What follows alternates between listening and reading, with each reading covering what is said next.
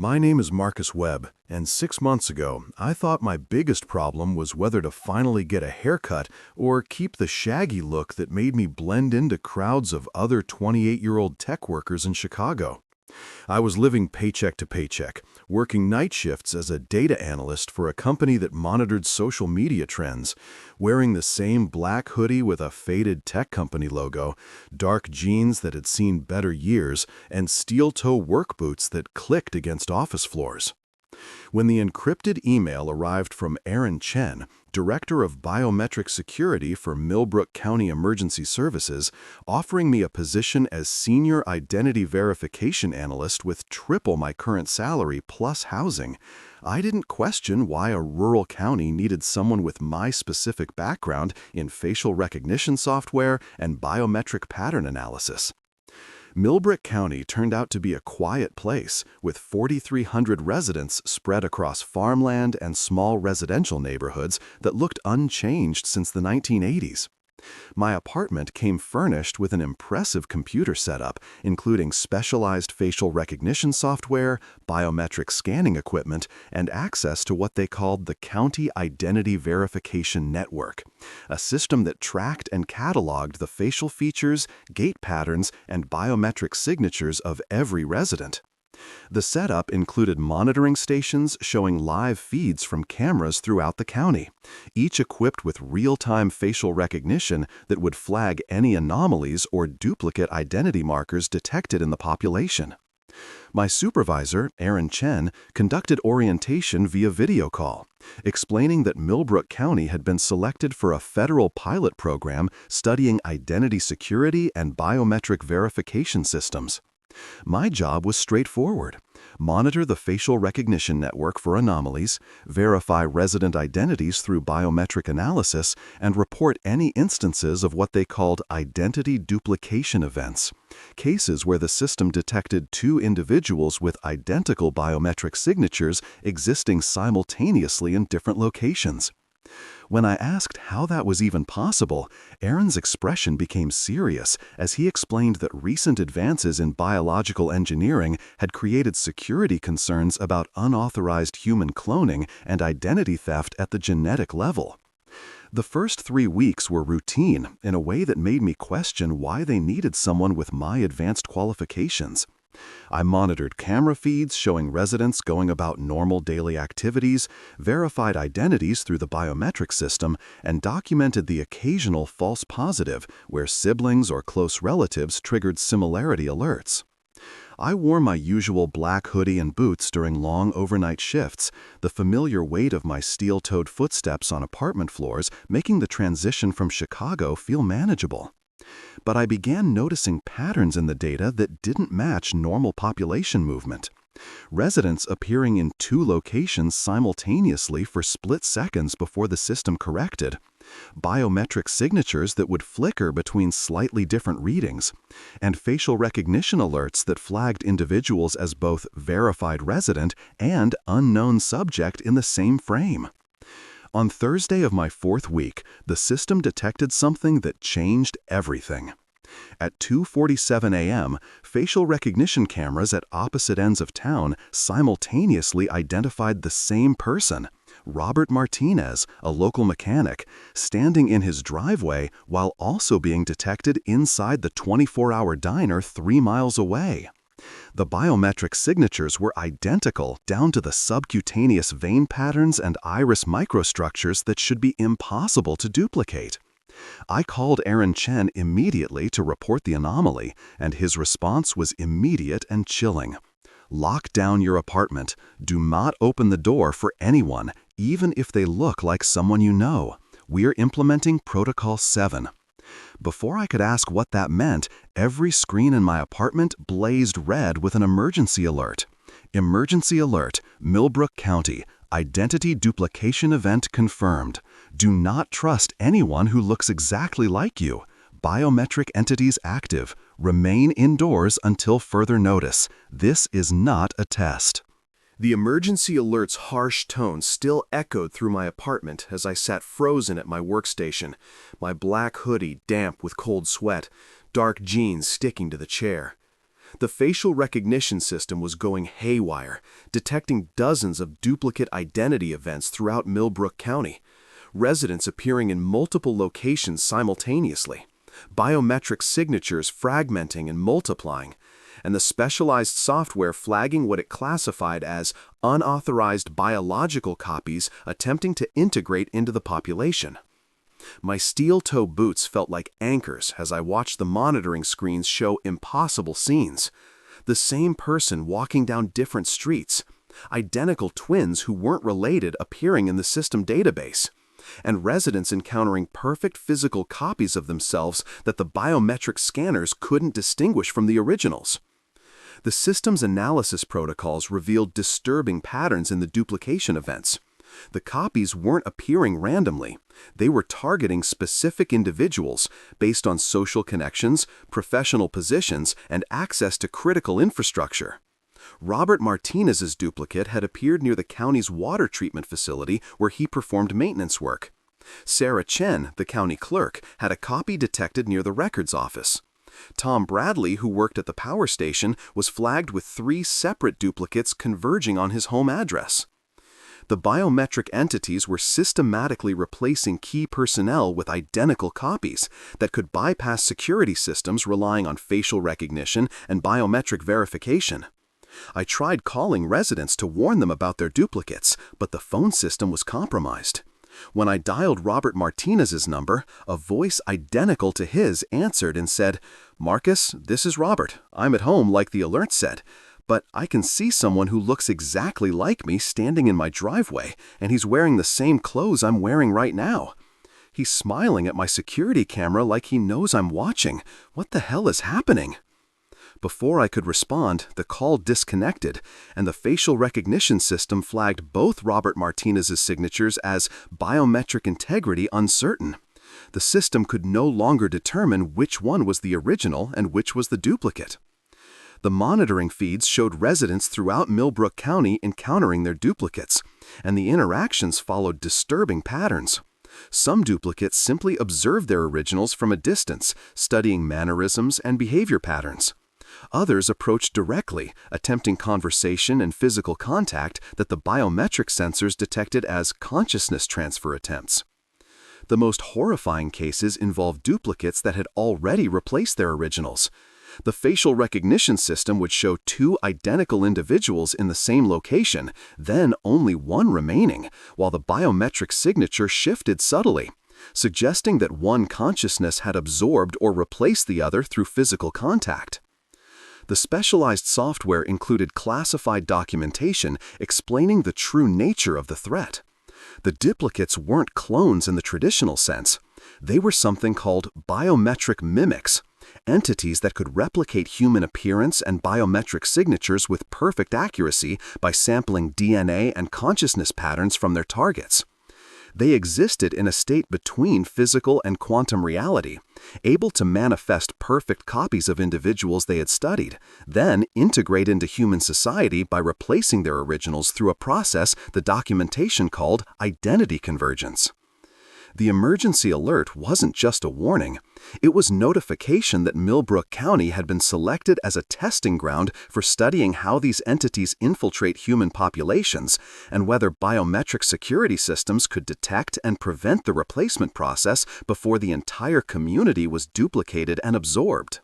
The next morning brought horrifying clarity as I accessed the classified database using administrative credentials I'd found in Aaron Chen's encrypted files, still wearing my usual black hoodie, dark jeans, and steel-toe boots that now felt like the only constants in a world where human identity had become weaponized and duplicated. What I discovered made the biometric duplicates seem like a minor threat compared to the true scope of horror. The entire Millbrook County biometric security system was a front for something called Project Mirror Image, a joint federal research initiative studying what they classified as quantum biological entities, beings that existed in probabilistic states and could create perfect physical copies of humans by collapsing quantum uncertainty into duplicate biological forms. Aaron Chen wasn't just a security director. He was Dr. Aaron Blackwood, a federal researcher with doctorates in quantum biology and consciousness replication studies. His real credentials were buried in classified research papers, revealing he'd been running Project Mirror Image for 9 years, cycling through dozens of test communities while refining techniques for detecting and studying entities that could duplicate human biology with perfect accuracy. The job offer that seemed too good to be true was exactly that, a carefully crafted trap designed to lure someone with my specific biometric analysis skills into maintaining their monitoring systems, while serving as a test subject for studying how duplicates replaced their targets. The residents weren't being protected by the biometric security system. They were being studied as they were systematically replaced by quantum entities that could exist as multiple identical copies simultaneously. I found government documentation dating back 12 years showing that Millbrook County had been seeded with quantum biological material through the water supply, creating conditions where residents would spontaneously generate duplicates that emerged from probabilistic quantum states into physical reality.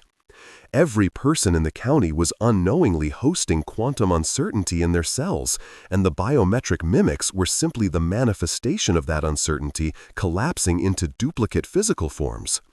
The facial recognition system wasn't designed to prevent duplication. It was measuring how successfully the entities could replicate human biometric signatures and integrate into the population without detection.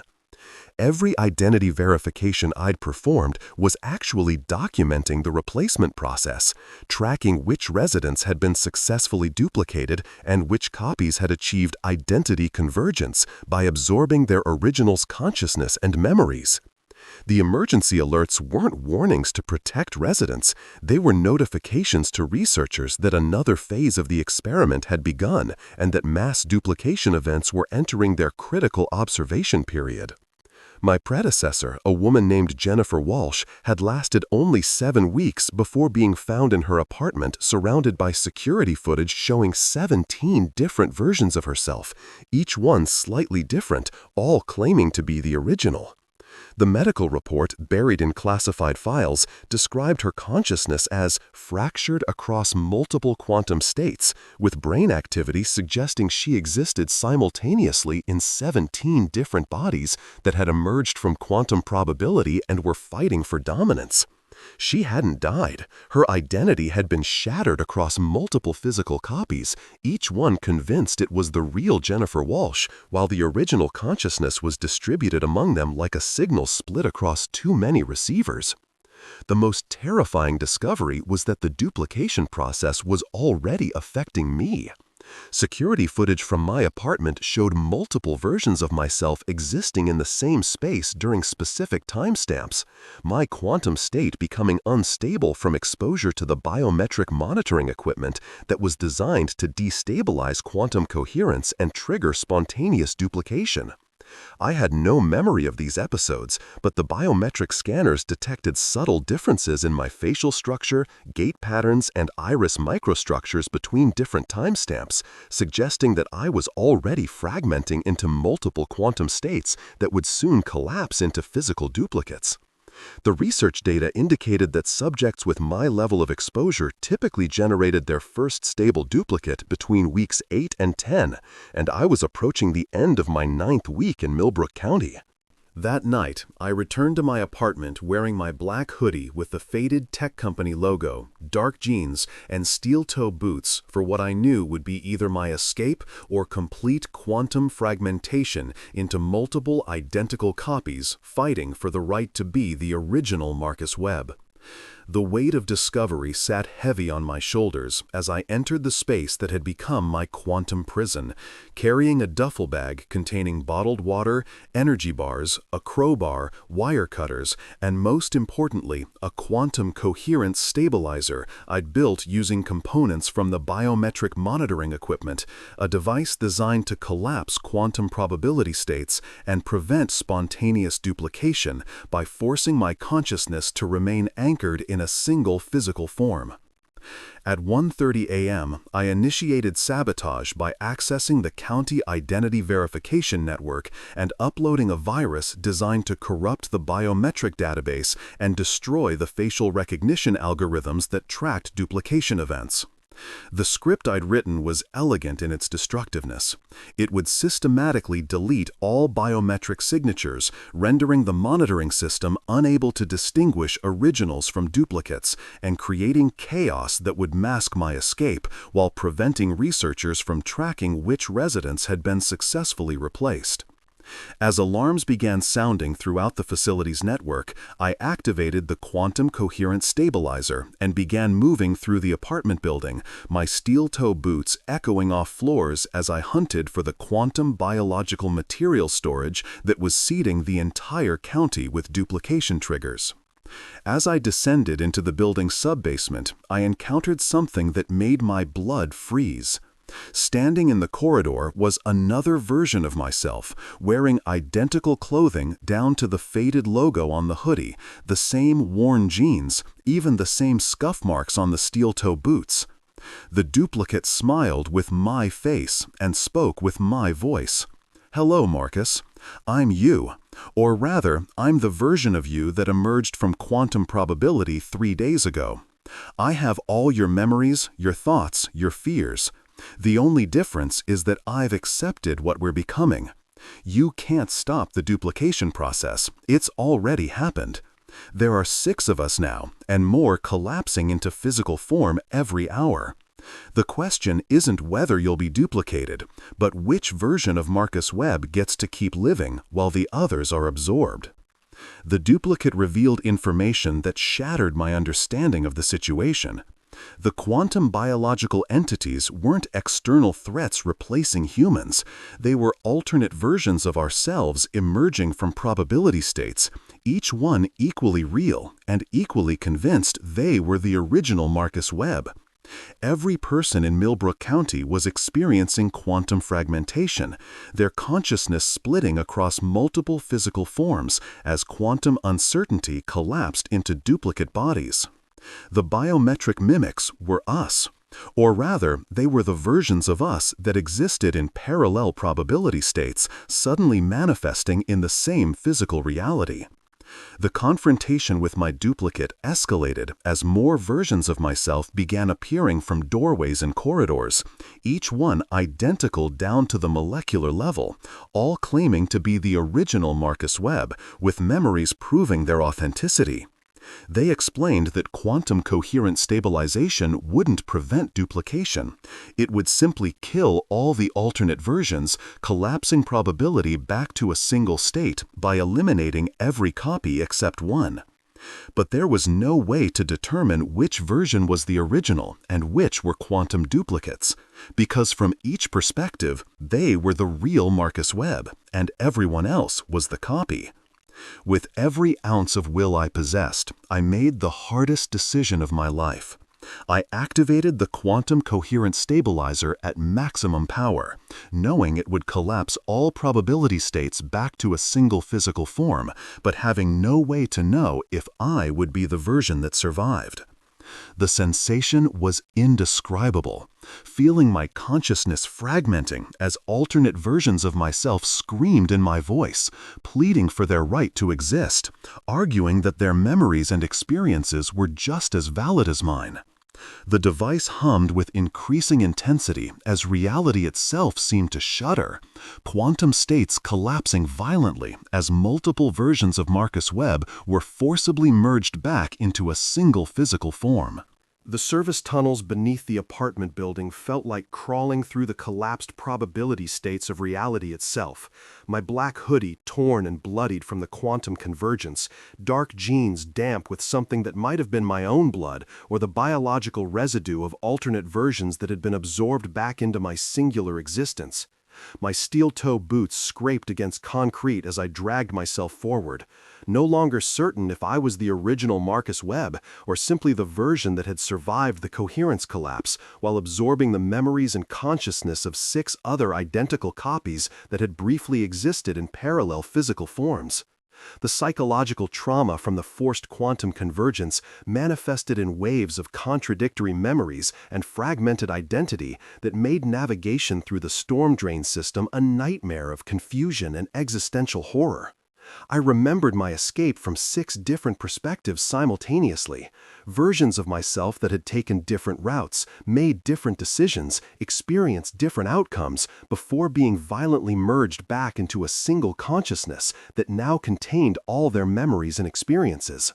Sometimes I would start moving in one direction, then stop, because another version of me remembered that path leading to a dead end, while a third version insisted it was the correct route based on memories I couldn't verify as my own.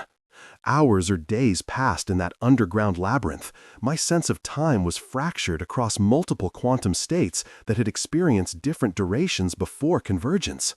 I finally emerged from a culvert beside a highway, though I couldn't remember which version of myself had discovered this exit, or whether the memory was original or absorbed from a duplicate. Dawn was breaking, over landscape that looked normal, but I couldn't longer trust my perception of reality after experiencing existence as multiple identical copies simultaneously occupying the same quantum probability space. The escape from Millbrook County was complicated by the horrifying realization that I might not be the original Marcus Webb at all, but rather a quantum duplicate that had absorbed the original's consciousness during the convergence process. Every memory I possessed could be verified as authentic. Every thought pattern matched my historical behavior, but there was no objective way to determine if I was the version that had existed before the duplication or simply the copy that had survived by consuming the others. The quantum coherence stabilizer had collapsed probability back to a single state, but it couldn't specify which probability state was real and which were duplicates. From the perspective of quantum mechanics, all versions had been equally valid until the collapse forced them to merge. 6 months after my escape from Millbrook County, I live with the constant uncertainty of my own identity, never knowing if I'm the original Marcus Webb or a quantum duplicate that absorbed the original during forced convergence. Every memory I possessed could be verified as authentic. Every thought pattern matched my historical behavior, but there was no objective way to determine if I was the version that had existed before the duplication or simply the copy that had survived by consuming the others. The quantum coherence stabilizer had collapsed probability back to a single state, but it couldn't specify which probability state was real and which were duplicates. From the perspective of quantum mechanics, all versions had been equally valid until the collapse forced them to merge. 6 months after my escape from Millbrook County, I live with the constant uncertainty of my own identity, never knowing if I'm the original Marcus Webb or a quantum duplicate that absorbed the original during forced convergence. I move frequently between locations, working cash jobs and avoiding any situation that might require biometric verification or identity confirmation. The psychological damage manifests in increasingly disturbing ways.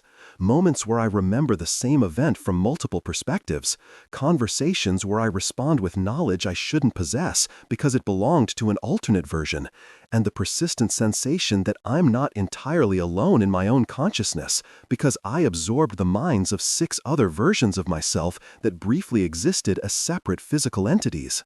Sometimes I see other people who look exactly like themselves, duplicates that have emerged from quantum probability and are living parallel lives, unaware they're copies or unable to determine which version is original. When that happens, I say nothing, because I learned the hardest lesson Millbrook County had to teach. In a quantum universe where probability can collapse into multiple physical forms, the question of which version is real becomes meaningless. Every duplicate is equally original from their own perspective, and forcing them to converge into a single state doesn't restore the original. It simply creates a hybrid consciousness that contains all versions while being certain of none. I still wear dark jeans and work boots because consistency helps anchor me when identity itself feels negotiable.